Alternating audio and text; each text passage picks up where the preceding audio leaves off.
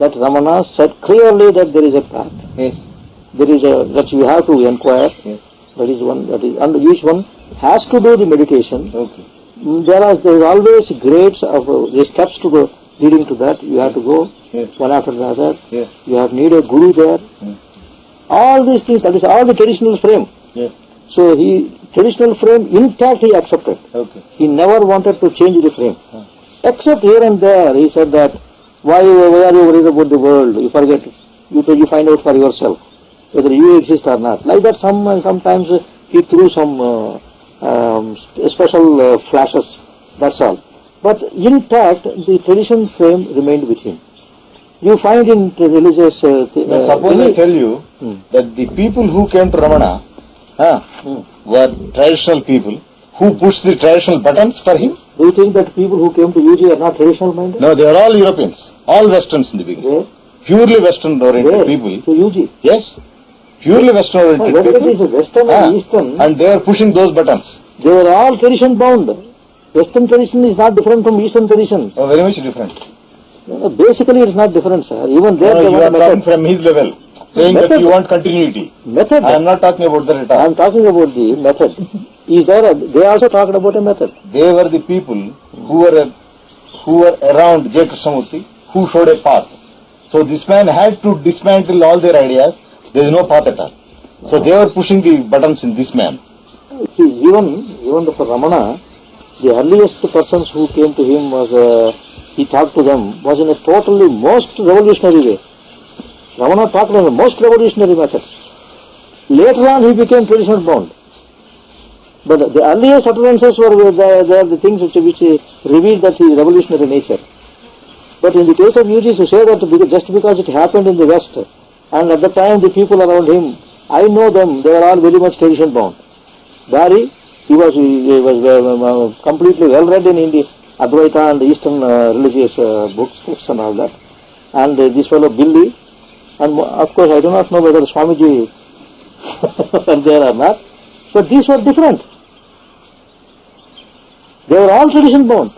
They were all well read in Indian scriptures and Indian. Now, I have never heard UG talking about his calamity, what has happened to him. He has never talked about it. Neither did he say, what is your question? You must have your own question. That will lead you up there. And this was the language he was talking 20 years back in Bangalore, UG. Now he doesn't talk of those things at all totally. Yes. So your question, your question must have the intensity and it will lead you there. Is old Upanishadic stuff, definitely. Nobody has ever talked about the things UG is talking nowadays. That was quite traditional. One Sanskrit poet came to me and he said, he was talking about these very traditional matters those days. He was mentioning these traditional matters. I was there, but he was not supporting the traditional structure. Talking about the traditional matter is different and supporting them is different. He never supported any of those statements. He always showed the flaws in those statements, which they were not able to take. And there was a big argument around these statements. And finally it comes, it is so. They will stop. So he pointed out, if you say that the Kaschit Dhiraha, the Kaschit Dhira for your this one is not the one who is who want to do go on to the Mount of Everest and then or do something very great, where are the strings. It is the one who want to be for himself, not without the support of anything. All by himself. Without comparing himself, without becoming something else. So where the process of becoming has stopped, he is the Kaschit Dhira. He doesn't want to become something. So he was showing that the Pharisees and the misleading the interpretations of those statements. All the Upanishadic statements he was telling. Upasantoyam Atma, our Ramakrishna used to quote that one. There is a Upasantoyam Atma, that is the greatest line in Brihadaranyaka Upanishad. So it is Shanti. The Shanti is not the Shanti what you think. Upashanti, Shanti means it is like a volcano boiling inside. It is not the peace that you are thinking of and you imagine it to be. So you have an image around that word Upashanti. So he was trying to break the images and the frames we constructed around those terms and passed on from generation to generation. That's all. That's all is his task. And he was against the frame. What I am telling you is, he was, he was not accepting that the frames of these traditions. So you mean to say his teaching is just like Zen master who wants to demolish your conceptual structure itself, the structure of your concept Something like of that, which yes, you are something, made. yes, very close to that, yes. Then he is not all unique, sir. Because there are so many Zen masters No, I'm telling who you, are bent upon demolishing our conceptual in comparison, if you want to compare, that is the only thing we can say. It comes very close to that, where that very, these ones are totally demolished. Then this is nothing unique. It is a very old concept in Zen. No, maybe the concept may be there. What happens is that What is happening? Then I'll go and have a portion, sir. Disgusting. పెద్ద discussion Disgusting things are happening. ఇద్దరికి video తీస్తున్నా There is something Miss- close Miss to the Tudala. Zen masters. Disgusting bastards, the Zen masters. Institutionalized meditation, jokers. I was never attracted to Zen masters. Huh? Never. Because they were all the products of Buddha. And what Buddhism tried to preach to the world. So rejected. Since I rejected Buddha, the whole lot of them, see, they institutionalized the whole thing. Techniques of meditation they invented. But they were just saying that Upanishads are much more superior. Oh, Upanishadasika and they had to because they are Indians. oh, at least Upanishadic seers never institutionalized those things. The Buddha started it. When the Vedic culture reached the bottom, you see, then they wanted to save it, you see. And they created this metaphysics, useless fellows, intellectuals, nothing. And what you find in the Upanishads is not the people who are there that are talking about. They are the aspirations of those people who want to be in that state. So all the Upanishads can be thrown out. Right? Nothing. That's why Buddha had to come. Too much intellectual nonsense. What Bob don't record this. But that fellow didn't have the guts, see, to go to the end. And when he had this experience, he said, as long as there is a single soul imprisoned in the veil of illusion, I refuse to enter the gates of nirvana. He never entered the gates of nirvana. He refused. For the sake of mankind. You hear like the politicians talking of mankind, humanity, you know. And then, for the first time in the history of mankind, he introduced the element of conversion, proselytization, created a sangha. You know, he moved from place to place, followed by all these people. And he didn't allow women to join his order for a long time. A lot of protestations. And finally, he relented and admitted them also. Then there came along, this is my reading of the history, I take it or leave it. And Ashoka, the king, used that as a power, instrument of power. He spread it forcibly in this country. Then Harshavarta, another fellow. But when they came south, they stopped it, you see. They couldn't come further, down.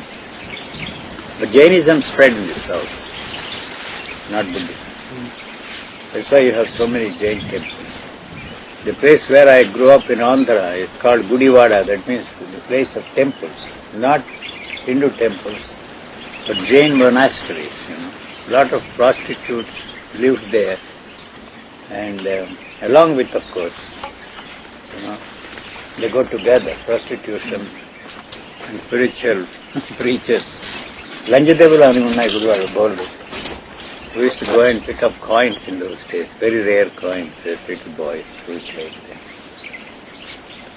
That in essence is Hinduism.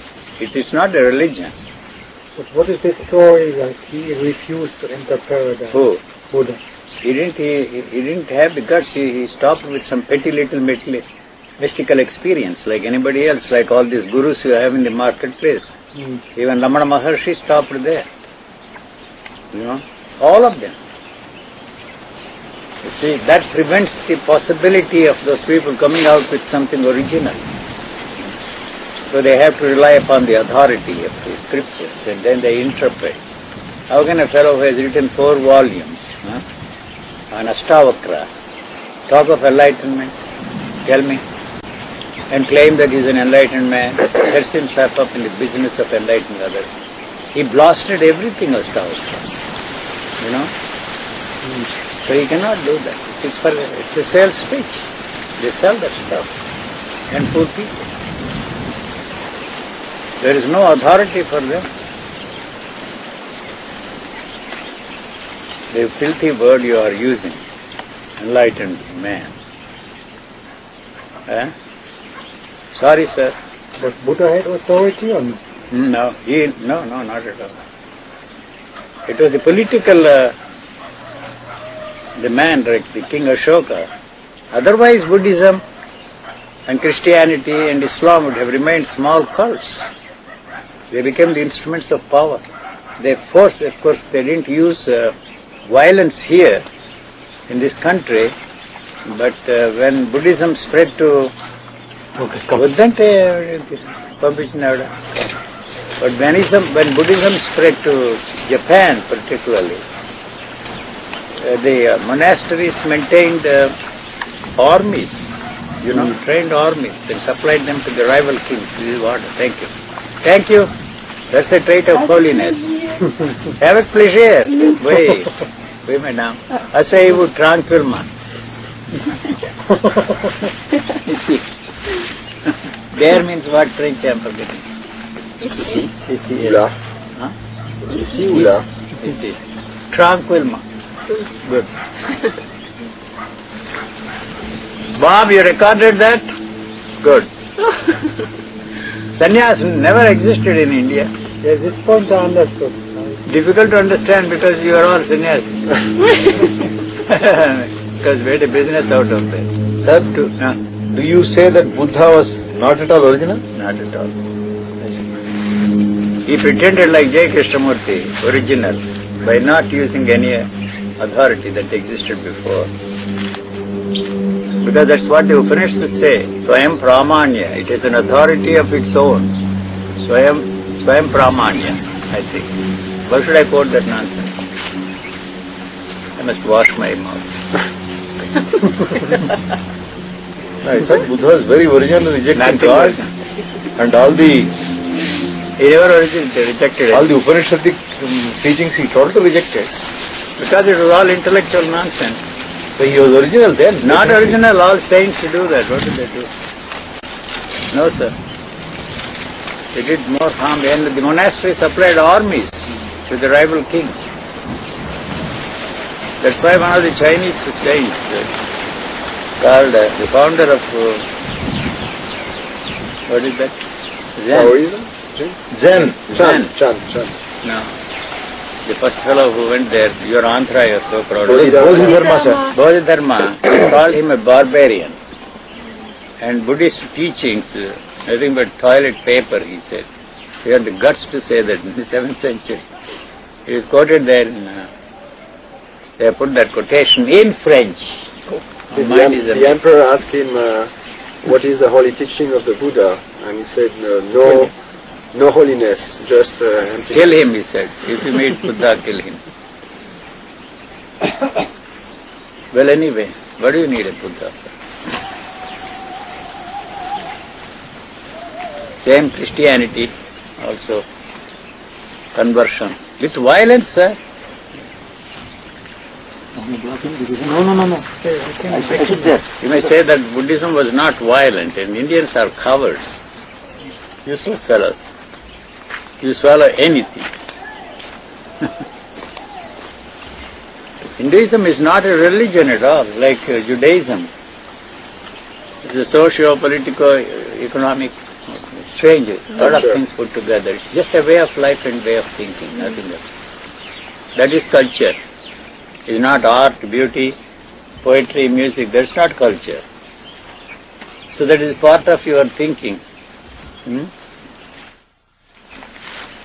And think that you are superior to me because you are a Swami. What have you renounced? You have not renounced anything. And the second thing is they pick up new jargon, new language. Use them and feel great. Like that's all. Remember those jokers that came? Use those words, Krishnamurti and Lingo. Not the Sanskrit phrases, but what's the difference? A truly religious man does not want anything for himself. But it is the responsibility of you all to see that my teaching, he didn't say the teaching, should be preserved for posterity in its pristine purity. So give liberally to my cause. I see. He added that. Sure, he sent cards, sir. You see, he was brought up in not wealthy conditions, you see. He didn't have anything, you see, in his life in the early years. Here it's the other way around, you see. Buddha was born, you see, He's a king. as a king, so they didn't, anything I Whatever he wanted, wanted, he had. anything I wanted, I could have had anything in the world. I had, as a matter of fact, everything that one could reasonably ask for. If I wanted to buy a Rolls-Royce car, just in a jiffy, by writing a check on Imperial Bank of India, I could buy, you see. So they never interested. Money was not, in that sense, a Never felt the lack of that. primary, what is that word, sir, Bob? My language is very Concern. demand. No, I don't get the right word. Don't bother. We mystify by not using the right. That was not my interest. Money, you see, I knew how you could make money. If I had dedicated myself to money, I would have been the world's richest man. World's richest. All the billionaires in the United States, nowhere, pale and insignificant. That was not my interest. My only interest was to be certain that Buddha was a con man. You see, when people around you, claimants, are not really the genuine people, you see. There is a dichotomy in their lives. What they said and what they were in actual life, in reality, intrigued me. I didn't call them dishonest people or any such thing. So, if the teaching produced me, it doesn't help me in any way, the teacher must be wrong. You see, you don't blame usually the teachers, you exonerate them. The teacher is not responsible for that. You have not done it enough, you have not done the things in a right way, so you exonerate the teacher. No, I was not interested. If that teaching runs counter to the way I am functioning, something wrong. If I am not jealous, something wrong with me, you see. I am full of jealousy, I am full of greed, and you are talking of a state that doesn't exist at all. You claim that you are in that state. I don't see that you are operating that way. I am very close to them. As I say that I was always surrounded by such people. I lived in the company of, sages, saints, saviors of mankind who claim to be murderers, rapists, conmen, thieves, everybody, any day. I opt for their company and not the spiritual people. There is some sort of integrity in them. They know exactly what they want and they don't mince matters. And so you see the teachers, no degree, I never accepted one of degree. Because normally... No, if you say one of degree, you have destroyed the possibility of going to the end, Degree never interested. Fellow fails in this exam, he study hard. That's a different matter. You see, you don't know how to operate that through repetitive process. Yes. You learn how to operate, you improve it, you modify it. That is how the whole technology came into existence. So one cannot through a repetitive change process. himself like that. No, not at all. This I discovered when I was very young. So thought is the instrument to put me in a thoughtless state. So not interested in that at all. This cannot be the instrument, you know. How can this be the instrument? Tomorrow, the day after. So the teachers are false. And then go to the source. These are all the claimants. Everybody was caught up in that game, that in the process of evolution, thinking You that hope we are evolution slowly- doesn't exist. There may not be any such thing as evolution. You can throw out all evolutionists, and much less in the field of spirituality. There you see it creates a hierarchical structure. Yes.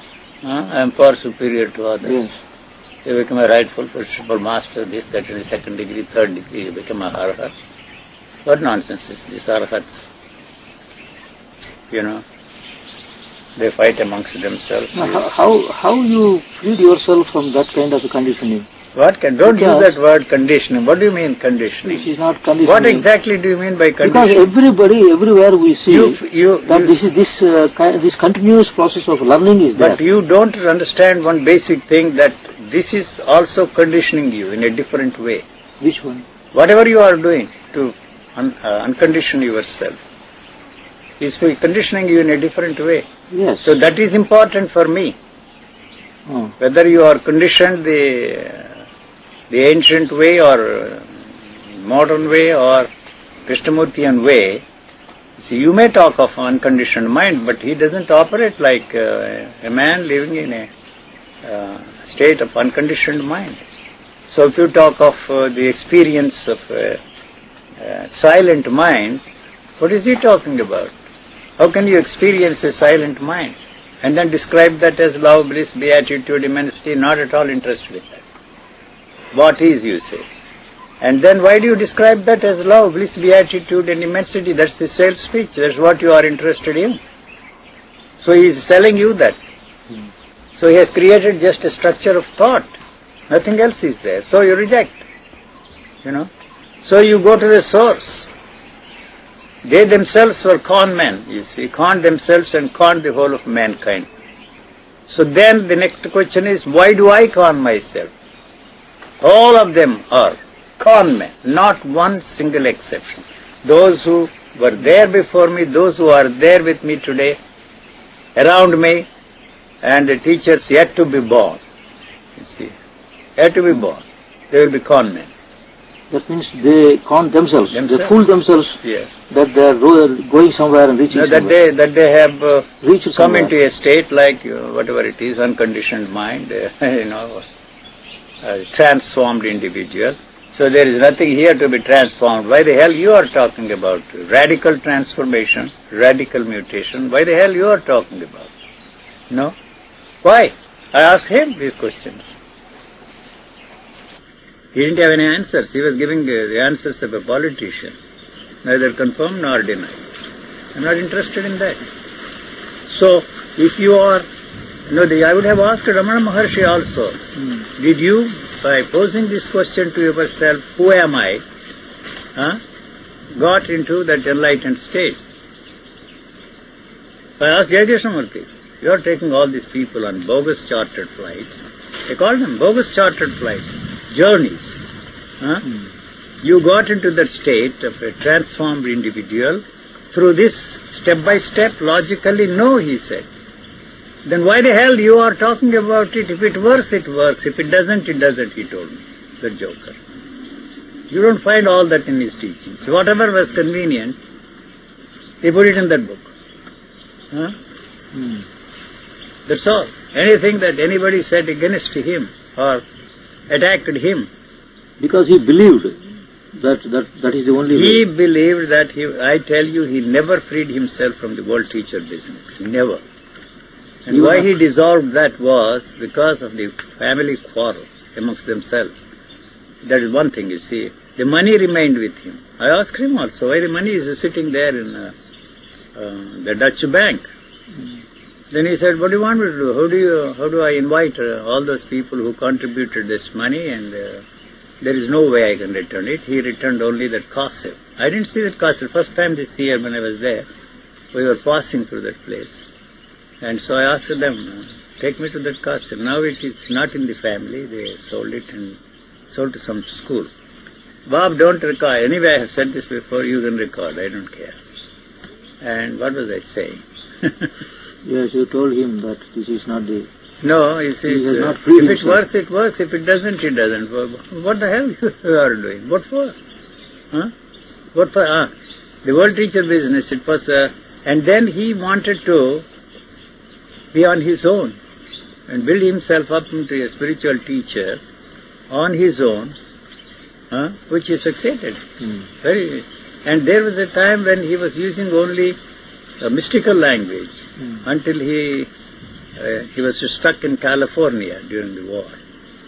He was not allowed to talk, and he was in the company of Aldous Huxley, Harold Gerd, and the joker, Sri Ram Krishna mission fellow. I forget his name. His disciple Isherwood, Christopher Isherwood. And they were meeting every day, and he had nothing else to do. He was growing potatoes or tomatoes, roses.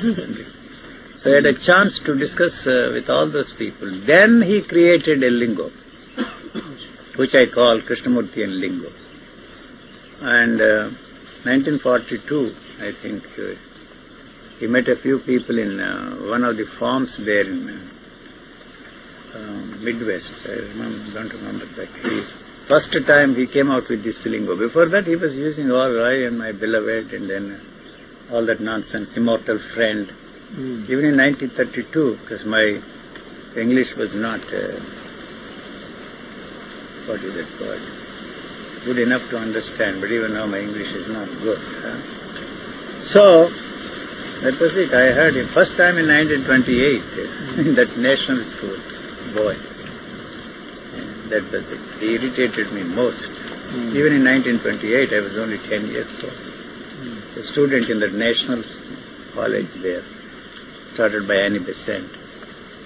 They wanted to show that Theosophical Society is not any way involved with J. Krishnamurti. That was a show. That's it. So that's it.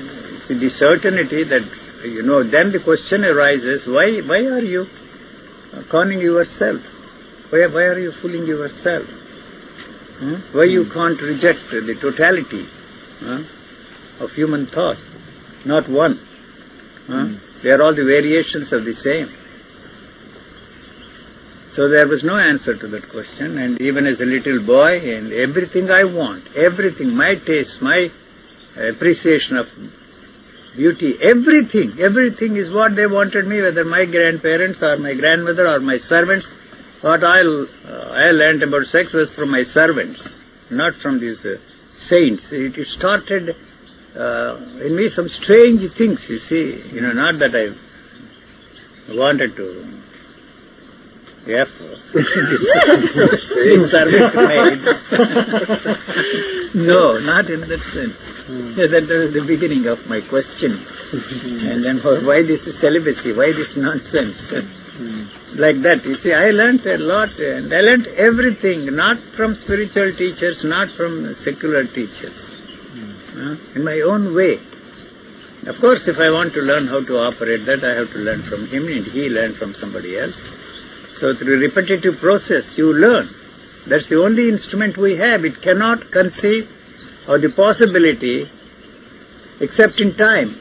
It has taken so many years for you to become an engineer. It has taken so many years for me to be somebody in this world. There is no other way. So everything I want, all my tastes, all my likes, all my dislikes, all my belief, what they wanted me to want. So something else I want, different from that, even as a little boy. I don't want that. Why they are forcing me to want this and not that want? But it never occurred to me that this is also a want. To want something which... Other than what others nobody wanted. else wanted. Nobody else wanted. Also a want. Like this thought. Why the hell do you want to be in a thoughtless state? What am I using? I am using my thoughts, and these are not my thoughts. Those jokers are putting these thoughts in me. Where are my thoughts? You are feeling that way? Yes, from the very beginning. You are seeing your thoughts or... No, I didn't see any thoughts. I didn't see any thinker. I didn't see any thinking there. How could you say that these are not my thoughts and these are my thoughts? What I see is only about thought but not thought. Even today, what do you see? Come on, how do you find out? Why are you asking this idiotic question about thought? What is thought? How do you go about? What do you see there? How do you separate yourself from what you call thought and look at it? Actually, you don't look at thought. There is no thought about thought. What they said about thought. Thought is matter, thought is this, thought is that, thought is that. That's all you see there, but not thought. After all, you see, what is thought? Noise, sound. Thought is sound.